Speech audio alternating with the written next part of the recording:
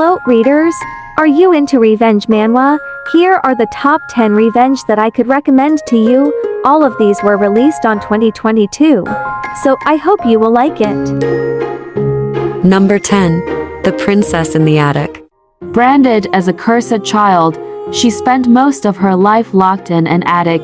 In actuality, she is the divinely chosen, the one who could have saved the Empire of Triumpho. Instead, she was sold to a neighboring kingdom and left in the care of Sir Fidelius, a handsome young knight. Although her heart beats faster when Fidelius is around, she doesn't plan on staying for long. She wants only one thing: to get revenge on those who abused her and killed her mother. Number 9. A Marriage Alliance for Revenge. She knows happiness is the last thing she deserves, but when she finally becomes pregnant with the Emperor's child, she thinks things might finally be taking a turn for the better. Alas, she realizes how naive she was when her husband poisons her tea, killing both her and their unborn child. When she opens her eyes again in the body of an unknown woman in the slums, she vows to take vengeance against the Emperor. Number 8. Helena, Master of the Guardian Stone. She's a bastard child of the family, thought she would finally be acknowledged when the power of the Guardian Stone manifested in her. Little did she know, a conspiracy was going on behind her back, one that would end with her beloved Fiank stabbing her in the heart. As Helena draws her final breath, a mysterious voice speaks to her. If she wished for vengeance, next thing she knows, she's gone back to years in time. Number 7. Please support revenge.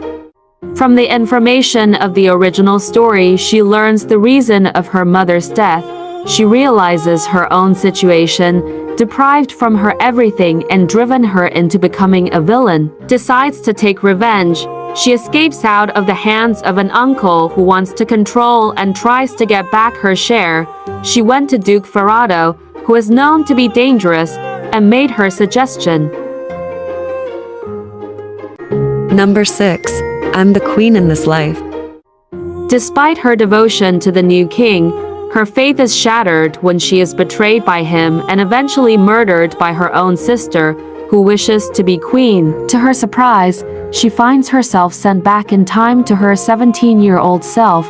As she navigates the perils and opportunities of palace intrigue, she must make the most of her guile and grit to ensure that her tragic future does not repeat itself. Number 5. A happy ending for villains. She was reborn into a romance fiction novel. She's a lowborn, but there are plenty of boys here, and she gets to work for the nobles, but there's a tiny problem. Apparently, she's the greatest villain in this novel, but the novel never mentioned anything about being locked away, so here, she must survive and grow for a villainous happily ever after. Number 4. Resetting Lady. She fell into a novel. If she can find true love, then she'd be able to have a happy ending. However, after the story reached its end, what greeted her was death, and when she opened her eyes once more, she returned to the very same beginning. She fell in love yet again, but the ending was, still, death. As she welcomed her 117th birthday, she decided to become a Number 3. The Lady's Dark Secret. Born as an illegitimate child to the duchy, she became the saint of the empire. She spent her entire life trying to love everyone around her, but being betrayed and sacrificed to the devil. She suffered in hell for 600 years, holding the devil's hand.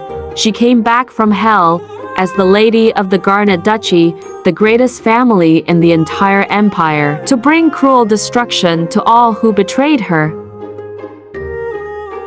Number 2. For my derelict favorite. When she enters her favorite novel as a side character, she happily fangirls from the sidelines, thinking she'll return home when the story reaches its end. She finds that the only thing awaiting her is the tragic death of her favorite character. now miraculously restored to the day of the ending. She decides that she'll no longer spectate from the sidelines. Instead, she'll save her derelict favorite. She will help the male lead to get revenge. Number 1. Hunting the Emperor. She was immortal and didn't experience a normal life, but when she escaped in a lab, she met a warm light for the first time, but unfortunately, someone ruined it. They destroyed the world where she lived. After coming to the other world, she decided to get revenge using her ability. So far, I like this webtoon and not boring to read. It also has action scenes.